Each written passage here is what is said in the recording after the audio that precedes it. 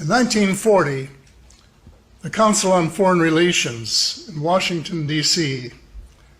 decided that Hitler was going to lose the war and that they should start preparing for the next empire, an American empire.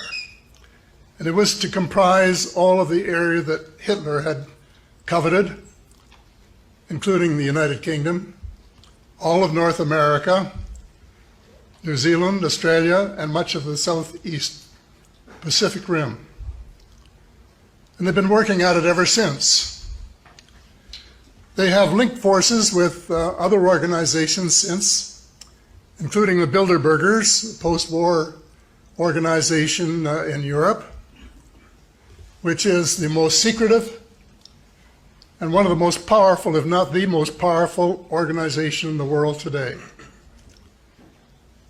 And then the third, the Trilateral Commission, which was formed after Japan began its ascendancy. And these three have been working together, and I call them in my books the Three Sisters. They are the sort of the root of what I now call cabal, and other people call it the cabal as well. The cabal comprises the banking cartel, the oil cartel, the big transnational corporations, the intelligence agencies, many of them, but including the CIA, the FBI, the NSA, and a couple of foreign ones, of the MI6 from the UK and the Mossad from Israel, and a huge slice of the American military. And they are the cabal, and they have been running the United States for the last half-century, to the point where presidents have been little more than talking heads, and the Congress hasn't had a clue as to what was going on.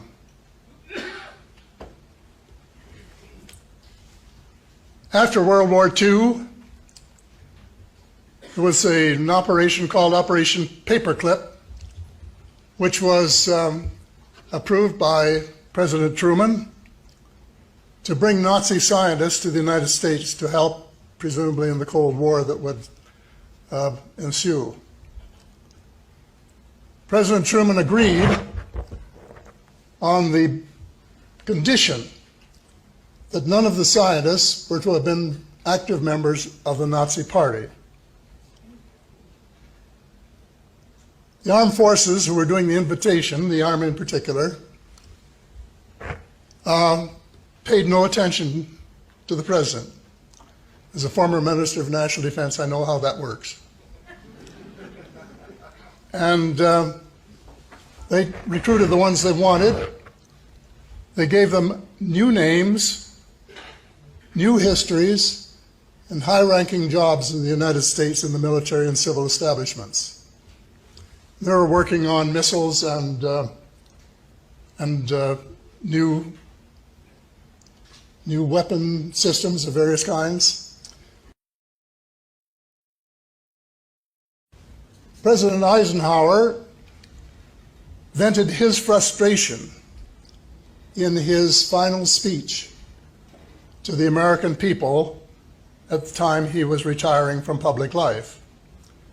He said, "Beware of the military-industrial complex." And the problem is we have paid no attention to him. Well, a lot of water has gone under the bridge since then. This cabal, their end game, is a world government. They're calling it the New World Order, which is unelected and accountable only to them. That's what they're doing. And they're well on the road to do it. And you know, they were smart. They said, we won't do what Hitler did and try to take over all this world, these countries by military means. We will do it by using our brains and using the monetary system to crush the various countries to the point where the people will be glad to accept a military government. And we will use trade agreements, which are not really trade agreements, but which are in effect transfers of power from the people, the elected people, to the banking cartel and the transnational corporations. And they put a thing in the trade agreements which is called the dispute settlement mechanism. And it actually works this way, that if any government, like a provincial government in Canada or a state government in the United States, does something that affects the profits or potential profits of a foreign company, they can sue the government of Canada for lost profits or even lost potential profits, can you believe? They have more rights in Canada than Canadian citizens, and of course it works the same way with the United States. It's wrong in principle. Two final words. The reason they don't want us to know what they're doing is because of too many of us knew what they were doing. They might not be able to get away with it. And the reason that you don't read about it is that if you get a copy of Daniel Estulin's most recent book, he was the writer of The True Story of the Bilderberger.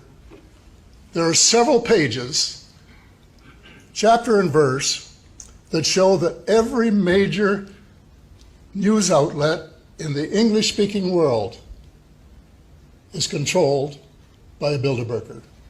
Well, the issue that is most urgent at the moment is changing the world monetary system, the banking system. And this is a long story, and I know you don't want to spend a lot of time on it, but it is critically important. The banking system that we have is, to put it bluntly, legalized fraud, to put it in bold terms. And we have to change it for the benefit of all. There are many things in my book that you will know from having read it, where I talk about the world being run by a very small group of elite people who are immensely wealthy and who want to stay that way. They want to have the stranglehold on the resources and the wealth of the world. And so they have introduced globalization, which really hasn't benefited anybody except them in a tangible way. And they want to keep a banking system which has brought more than 25 recessions and depressions in the United States in the last 120 years. And now, after one of the most serious meltdowns, well, the most serious meltdown since the Great Depression, they're pretending that they're fixing the system when they're not. It's just a pretense. And they're pretending to slap the hands of the bankers who are responsible for it, and it is just a tap in the hand. It's like finding a prostitute $20 for being on the street, knowing that she's going to go back out the next night and earn more than that. And the banks are doing exactly the same thing. They're just laughing all the way to their balls. With this new system of capital adequacy, which isn't really adequacy at all, it should be capital inadequacy, they are lending the same money 20 times and collecting interest on it each time. Now that is just legalized fraud. My advice to the young people of the world would be, it has to start with individuals. I used to describe this sort of thing like a beach. If the majority of the grains of sand on the beach are clean, it will look beautiful, golden, and be very hospitable. If the majority are covered with oil slick, dirty, or translated into the wider problem, evil, or uncaring or self-centered, then you have a dirty beach, which is very unattractive. And that is much of what's going on in the world today. But this has to start with individual people, and it has to come from the bottom up, not from the top down, although I must say that, good leadership is very important. And if you can get somebody with high moral and ethical standards at the top, this will rub off on some of the younger people. But basically, the young people have to change the world one at a time, individually, and try to make their motto to leave the world in a little better place than when they found it. And if everyone does that, and then if enough people do that, they will then put the political pressure on the leaders to make the macro changes that are essential to change the monetary system and to do the other things that have to be done to, in effect, save the world. You what, mate?